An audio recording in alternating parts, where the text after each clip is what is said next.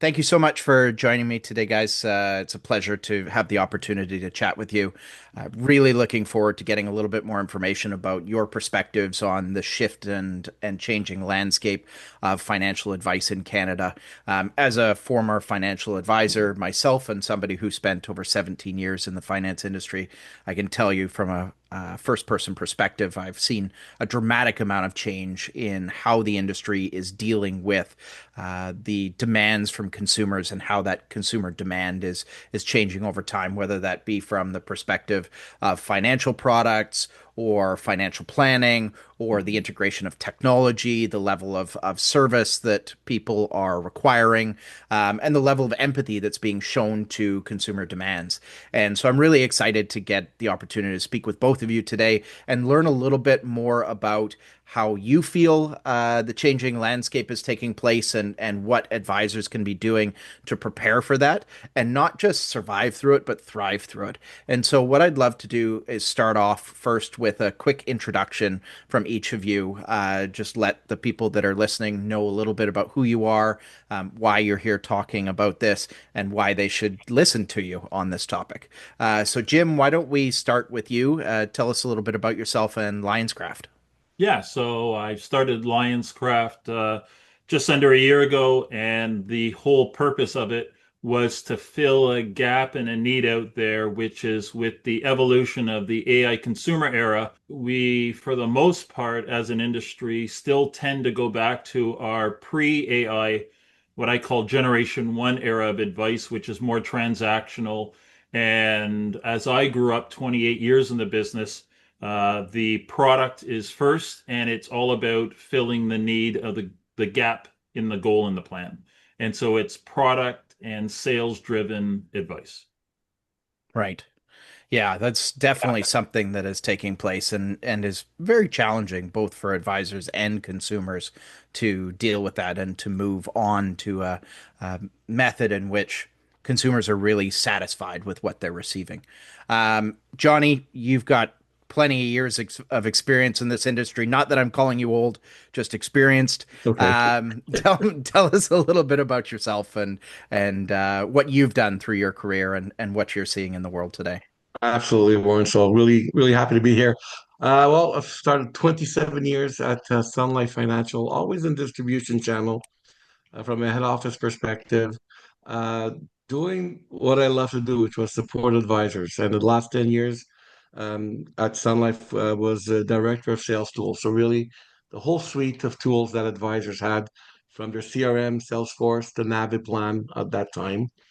And but from the business side, so not the technology side of how it works in the background. Really, how do I use this to sell? How do I use this in my business to drive my business? And after 27 great years there, I felt well, I was too young to retire, and I met up with some just amazing people who developed Conquest Planning.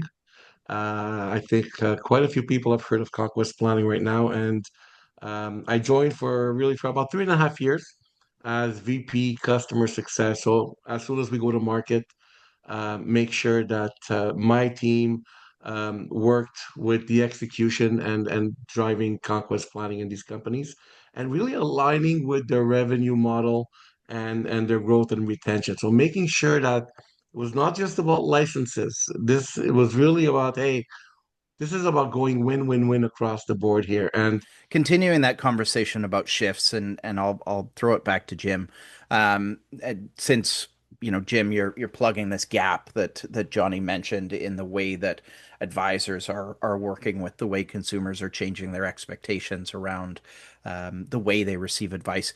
Tell me a little bit about what you see as the biggest shifts that are currently happening in the financial services industry, and that could be from a technology or a client expectation standpoint. Give me a frame of reference for what we're talking about in terms of these changes that are taking place.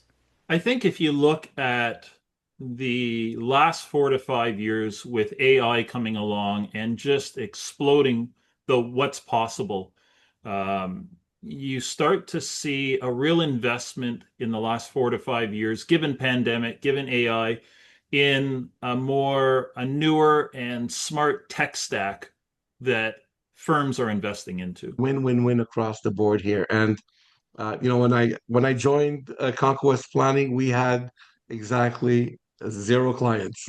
We did not have clients. We're a startup, and the rest is history, really, what's happening with Conquest. And one of the reasons why I'm really happy to be here is you're seeing that shift. You're seeing just a tremendous shift, which, I'm excited about the work that Jim's doing because I think that is one of the big gaps that we're going to see in years to come, aligning the human side to make sure it aligns with the technology, because I think the technology is now taking off to new heights and new levels. And so, really happy to have this discussion here with you and Jim today. Absolutely. Thank you, Johnny. And receive advice. Tell me a little bit about what you see as the biggest shifts that are currently happening in the financial services industry. And that could be from a technology or a client expectation standpoint. Give me a frame of reference for what we're talking about in terms of these changes that are taking place. I think if you look at the last 4 to 5 years with AI coming along and just exploding the what's possible, you start to see a real investment in the last 4 to 5 years, a newer and smart tech stack that firms are investing into. And what we tend to see generally is that the tech is advancing faster than the advice is at the advisor level. And so you really see a movement further ahead in the tech and further behind in the advice modeling, trying to keep up with it. Johnny, maybe you can expand on some of the technology aspect coming from Conquest. What are some of these technological shifts that are taking place that advisors, if they're not aware of it already, should be aware of going forward? Yeah, absolutely. So again, Jim hit the nail on the head. The technology is coming at a faster pace right now than the advisors are really capturing what's happening. And so the AI component. So I know we call it AI, but if you look at Conquest specifically, if you look at the software, they've built what they call SAM, right? And so SAM is the strategic advice manager. So it's that human component is so critical going forward. And so people that think it's going to disappear, it is not going anywhere. It is super critical that the advisor captures what these applications, because they're going to catch up. There'll be more coming. They're going to give you a lot of information. Clients today, what's changed with the client expectation is, you know what? It's no longer around an advisor saying you need this. Hmm.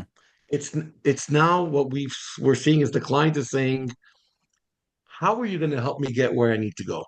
Yeah. It's no longer a pinpoint today.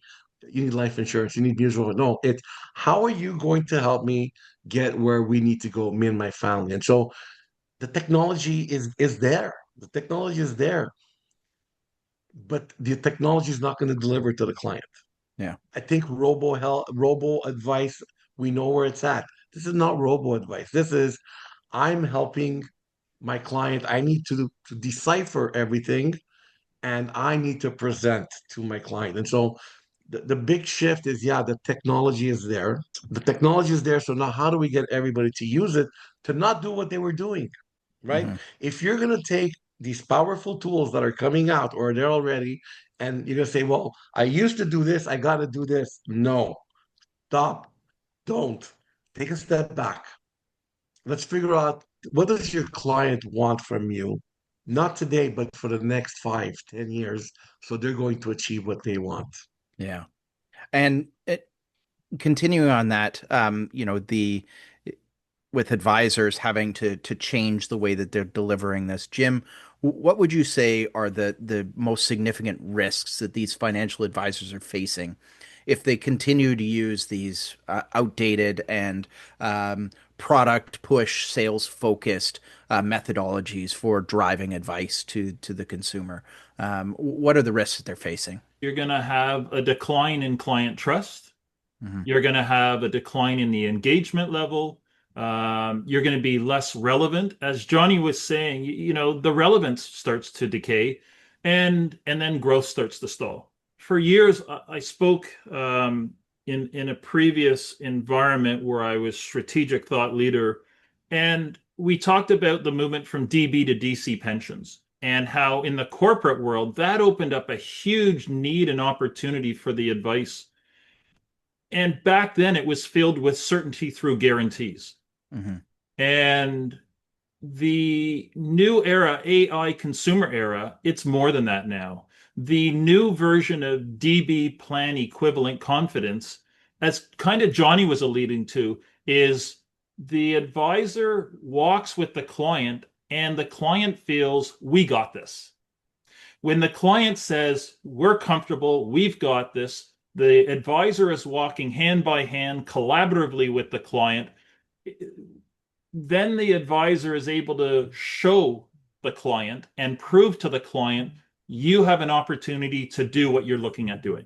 Because Right. the clients want the comfort and feeling, they want the collaborative nature, they want the psychological safety of that DB plan, but they also want you to prove it to them. And Yeah. that's where the smart tech is coming in to optimize plans and even go towards product solution areas that the advisor traditionally would spend hours and hours on. So the smart tech is freeing up a huge amount of time Hmm. in the future, which allows the advisor to move from, I like the analogy of an equipment store versus a full guide model, where an equipment store, the client is going to have a conversation that's very similar to what our industry would do. If they, I use the idea of a retirement mountain, and if your client flies into Nepal to climb even just a base camp, Hmm.